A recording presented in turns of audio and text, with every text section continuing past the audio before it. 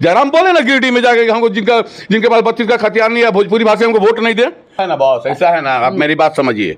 इधर जयराम जो गिरिडीह लोकसभा का तैयारी कर रहा है, एक बार मुंह से भोजपुरी का नाम सुने आपने? नहीं। एक बार 32 का खतियान का नाम सुना आपने? नहीं। करो जन सैलाब, कितना भीड़ होगा एक लोकसभा में? उनके एक सभा में कितना भीड़ होगा? कितना होगा आप बताए ना। मेरी बात, मैं तो मान लीजिए उनका विरोध कर रहा हूँ, तो आप बताए ना कितनी भीड़ होती होगी? 50,000। 50,000 से आप लोकसभा जीत जाइएगा? 50,000 विधानसभा नहीं जीत पाएगा, लोकसभा की बात तो दूर है। लोकसभा जीतने के 4 से 5 लाख वोट से जन सैलाब की बात कर रहे हो यार। तो आपको क्या लगता है कि दिल्ली जयराम मोहता नहीं पहुंच पाएगी? मैंने कहा ना, दिल्ली तो दिल्ली, अभी रांची दूर है। रांची दूर है, बिल्कुल दूर है। जनसैलाब देखे, वो बोलते हैं कि हेमंत जी से भी ज्यादा मेरा जनसैलाब रहता है। बॉस मैंने कहा भीड़ वोट में बड़ा अंतर होता है, समझे? भीड़, अभी यहाँ हेलीकॉप्टर उतार दीजिए ना, जेसीबी देखते हैं, जेसीबी खुदाई चलता है, कितना भीड़ हो जाता है। अब तो 1932 खतियान दिल्ली में भी वहाँ पर गूंजेगा। दिल्ली में, दिल्ली अभी दूर है, सुने है ना। जिस दिन लोकसभा चुनाव का रिजल्ट आएगा ना, उस दिन फिर मैं आपसे बात करूंगा। मैंने कहा ना, दिल्ली तो दिल्ली, अभी रांची भी बहुत दूर है उसका। नमस्कार, अभी इस वक्त मैं हूँ झारखंड की धरती पर, और जैसे जैसे लोकसभा का चुनाव नजदीक आ रहे हैं, वैसे वैसे यहाँ पर सरगर्मी भी तेजी से हो रही है। अभी हमारे साथ है प्रदीप जी, जो कि 1932 खतियान को लेकर आए दिन चर्चा में रहते हैं। अभी हमारे साथ प्रदीप जी है, इससे हम लोग जानने का प्रयास करेंगे लोकसभा का चुनाव अभी नजदीक है। और जयराम मोहता जिस तरह से अभी नया युवा चेहरा उभर के आ रहा है, JBKSS के एक नया पार्टी भी बनाए हुए है जयराम मोहता जी, इनके बारे में भी हम लोग चर्चा करेंगे। सबसे पहले तो आपका स्वागत है। धन्यवाद। बाबा बैजनाथ की धरती पे, श्रद्धाल की धरती पे आपके सभी दर्शकों को मैं नमस्कार, प्रणाम, जोहार, हर हर महादेव। जयराम मोहता इस बार लोकसभा में चुनाव खड़ा हो रहा है, क्या कुछ कहिए? कोई नया बात थोड़ा है, तो मैंने पहले ही आपके इंटरव्यू में कहा था कि वो लोग सिर्फ और सिर्फ अपने आप को पॉलिटिकली एस्टेब्लिश करने के लिए राजनीति कर रहे हैं, और किसी में उनका केवल एक ही लक्ष्य था कि अपने आप को राजनीतिक रूप से स्थापित करना। तो ये कोई नई बात थोड़ी है, तो पहले तय था। अब तो 1932 खतियान दिल्ली में भी वहाँ पर गूंजेगा। दिल्ली में, दिल्ली अभी दूर है, सुने है ना।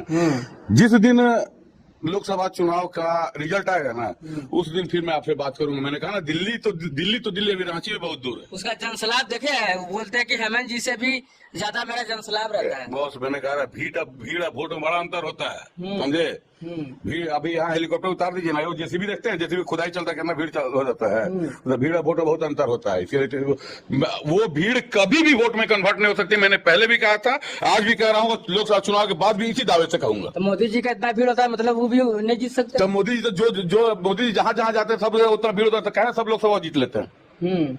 कहे 380 480 मर जाता, सब 500 जनरल टोटल 500 वाले सब मोदी जी को जीत लेना चाहिए, और भीड़ से वोट मिल जाता है।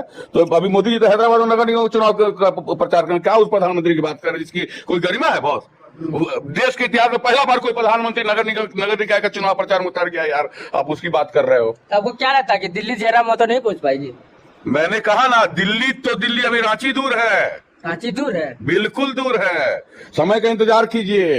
जिस विधान लोकसभा चुनाव लड़ेंगे ना, उसके बाद फिर बाबा की नगरी में आपसे मुलाकात होगी, और मेरी बातों को आप याद रखिएगा, सेव कर लीजिए आज का डेट, कि आज मैंने कहा था कि दिल्ली दूर है। JBKSS के अभी सक्रिय नेता जो जयराम मोहता जी है, और कई जगह जा जाके वो जनसैलाब जिस तरह से देखने को मिलता है, उस जनसैलाब को देख आपको क्या लगता है? लोकसभा में गिरिडीह जैसे लोग, यार गजब बात करो, जनसैलाब, कितना भीड़ होगा एक लोकसभा में? उनका एक सभा में कितना भीड़ होगा? कितना होगा आप बताए ना। मेरी बात, मैं तो मान लीजिए उनका विरोध कर रहा हूँ, तो आप बताए ना कितनी भीड़ होती होगी? 50,000। 50,000 से आप लोकसभा जीत जाइएगा? 50,000 विधानसभा नहीं जीत पाएगा, लोकसभा की बात तो दूर है। लोकसभा जीतने के 4 से 5 लाख वोट से जनसैलाब की बात कर रहे हो यार। 50,000 वोट से आप लोकसभा जीत जाइएगा? 50,000 से ज्यादा डिफरेंस से लोग लोकसभा चुनाव जीतते हैं। 50,000 भीड़ से थोड़ा आप लोकसभा जीत जाइएगा। तो लोकसभा का क्षेत्र जहाँ का सब 50,000 सब नहीं आता है, कोई मान लीजिए कोई भी परिवार से आता है, तो उसका युवा चेहरा ही वहाँ पर पहुँचता नहीं आता। अरे आज के डेट में तो बाप अलग पार्टी को वोट देता, बेटा अलग पार्टी को वोट देता। अभी तक वोट की राजनीति आप समझे कहाँ? मैंने कहा ना कि दिल्ली दूर है, और लोकसभा चुनाव के बाद यही बाबा बैजनाथ की धरती पे फिर आपसे मिलेंगे, संथाल की धरती पे, क्रांतिवीरों की धरती पे मिलेंगे, और उस समय आप हमसे ये प्रश्न पूछिएगा। जितने भी उनके समर्थक है वो बोल रहे हैं कि इस बार तो हम दिल्ली पहुंचा के रहेंगे उसको। अब क्या बोले, उनके समर्थक तो बोलबे न करेंगे। उनके समर्थक तो बोलबे करेंगे, जो मान ली उनके समर्थक है, डायरेक्ट समर्थक तो बोलबे करेंगे, हम दिल्ली पहुंचा कराएंगे, उनका वोट दिल्ली पहुंच जाएगा। तो आपको क्या लगता है लोकसभा में क्या बदलाव देखने को मिलेगा, कि क्या आपके संकेत? मैंने कहा ना, दिल्ली दूर है। वो जिस लोकसभा से लड़ेंगे, जिस लोकसभा क्षेत्र से लड़ेंगे, निश्चित तौर पर दूसरे पार्टी को फायदा होगा। दूसरे पार्टी को फायदा होगा। इशारा समझिए, अभी सारे कुछ बातों को इशारों में रहने देना चाहिए। इशारा समझ, जिस लोकसभा से लड़ेंगे उस लोकसभा क्षेत्र से दूसरे पार्टी को फायदा होगा। क्या करेगा? ऐसा है ना बॉस, ऐसा है ना, आप मेरी बात समझिए। इधर जयराम जो गिरिडीह लोकसभा का तैयारी कर रहा है, एक बार मुंह से भोजपुरी का नाम सुने आपने? नहीं। एक बार 25 का खतियान का नाम सुना आपने? नहीं। सामने है ना बॉस। उनका मुद्दा क्या था? 25 का खतियान चाहिए, भोजपुरी मगे अंगिका मैथिली का विरोध चाहिए। अब कोई भी अपना लोकसभा क्षेत्र में जाते हैं तो बोलते हैं कि हमको 25 का खतियान चाहिए। दिखा दीजिए, क्लिपिंग दिखा दीजिए ना। मैंने कहा था शुरू से ही कि 25 का खतियान और भोजपुरी मगे का विरोध सिर्फ एक राजनीतिक मुद्दा, अपने आप को स्टैंड करने के लिए, नथिंग एल्स। जयराम बोले ना गिरिडीह में जाके हमको जिनके पास 25 का खतियान नहीं है, भोजपुरी भाषा में हमको वोट नहीं दे। और मैं तो बोलता हूँ गिरिडीह के लोकसभा क्षेत्र के लोगों को कि शर्म होगी आप में। तो आप जो भोजपुरी भाषी लोग हैं जिनके पास 25 खतियान है, आपने शर्म होगी तभी आप वोट देने जाइएगा, क्योंकि आपके अस्तित्व को चैलेंज किया गया था ना। तो समय आ गया करारा जवाब देने का।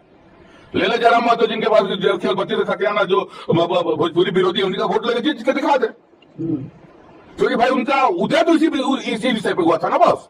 तो जिनके पास नहीं है भोजपुरी, जो भोजपुरी बोलते हैं, मगही बोलते हैं, गिरिडीह लोकसभा क्षेत्र में रहते हैं, या फिर जिनके पास 25 का खतियान है, क्या वोट देने जाएंगे उनको?